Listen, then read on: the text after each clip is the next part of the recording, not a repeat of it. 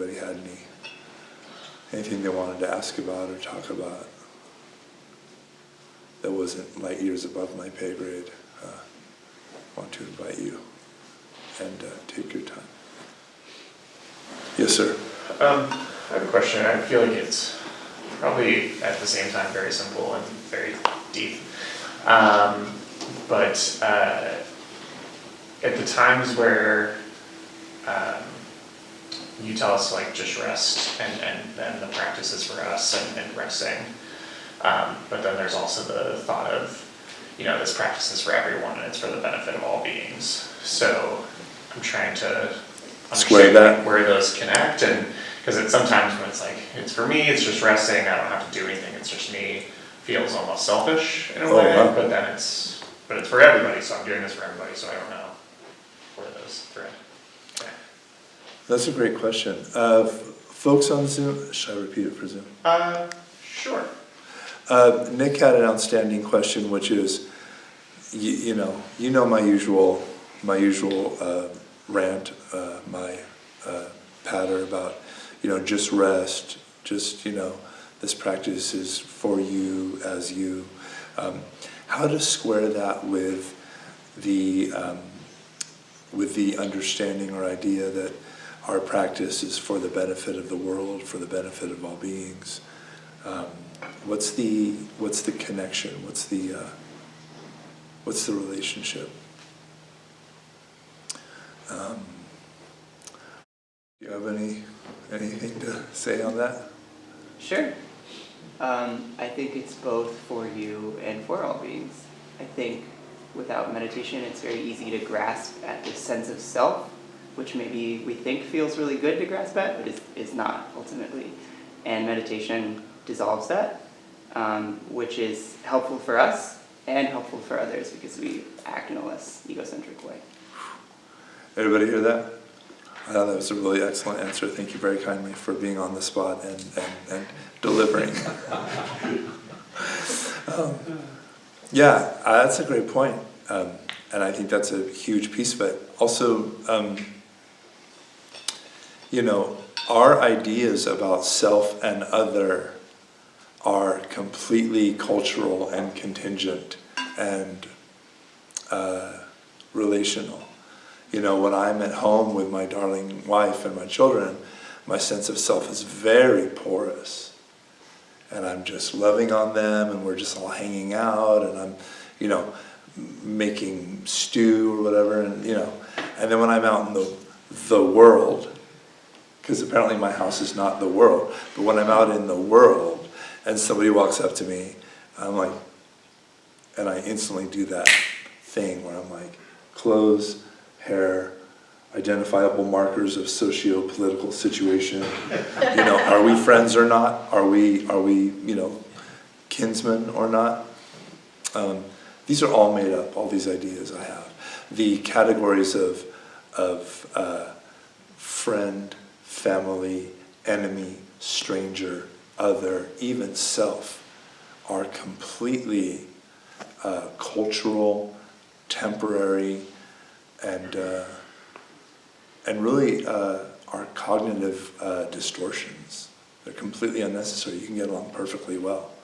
And the practice, and when I say the practice, I mean the practice coming from even before the old man, but certainly from the old man through the intervening 2,600 years. Every single tradition says, well, you know what? This me that I've been protecting and propping up and storytelling about and defending, it's a lot less important and solid and fixed than I thought it was. And boy, life is a lot more fun the less self and other there is. So I think all of that points in a very similar direction. And like Ray said, the more the less Franz is in the room, then the more the room can be in the room. That guy takes up a lot of space. You and then you. Yes, sir? I just had a quick comment about the question. Yes. Years of therapy taught me that you can't It's difficult to do a good job helping other people if you don't take care of yourself. Okay, for the folks on Zoom, years of therapy taught our friend here that, how did you put it so well just now? It's difficult to do a good job helping other people if you don't take care of yourself. It's difficult, some might even say impossible, to do a good job taking care of other people if you don't take care of yourself. Well put, sir. Absolutely. You know, you can't fill a water bucket from an empty well. You gotta get it from somewhere. The other Yes, sir. trick is, Oh yeah. the other trick is to learn how to take care of yourself. Oh no. Easier said than done. Oh no, that sounds really difficult. Then, folks on Zoom, you have to learn how to take care of yourself. I knew there was a catch. Yeah, And that's really hard. it's really hard. Yeah. That's a funny one too, right? The old man's pulling a fast one again. Like, oh no, less self, lack of self, there's no fixed self. But if you don't know who and what you are, and what your boundaries are, and what you need, and you're out of touch with the absolute clarity and specificity of how you are arising moment by moment. Oh, another commercial for meditation. If you don't know what's going on, you don't know what you need, you don't know who you are, and you cannot be of service in that way. Great. Yes, sir. To Nick's point, you mentioned like bridging that gap. Mm. Well, there really isn't a gap. And I think you're just overlooking something because a more traditional, and we kind of hear a little more shorthand. In the Brahma Viharas, you usually start with someone you love. Because that's easy to have compassion. And then you work to yourself because that's a little touchy. You're like, oh, okay.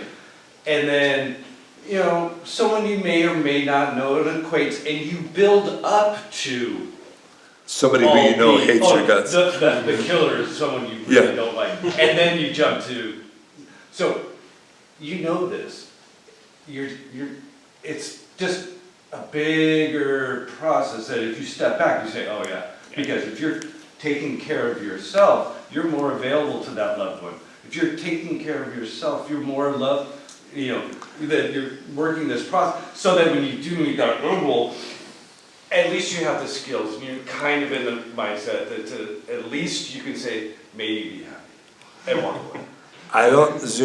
Thank you, William. Zoom, I don't know how much of that you got, but William basically made a really good pitch for the traditional understanding of the Brahma Viharas of cultivating kindness and compassion for someone for whom you have an uncomplicated loving relationship, and then stretching to maybe less so and less so and less so, and then, you know, all beings.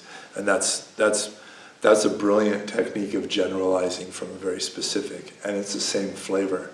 And the traditional practice involves that, like, get in there, feel it, root yourself in kindness and compassion for the mentor, the friend, the beloved, and then stretch and see if you can maintain it. And if you can't, just come back, go back. So that's a very traditional, common way to practice it in Theravada especially. Okay. You guys always bring the bangers. And thank you for the Sangha for having a lot of really beautiful, important things to say about that. I appreciate that.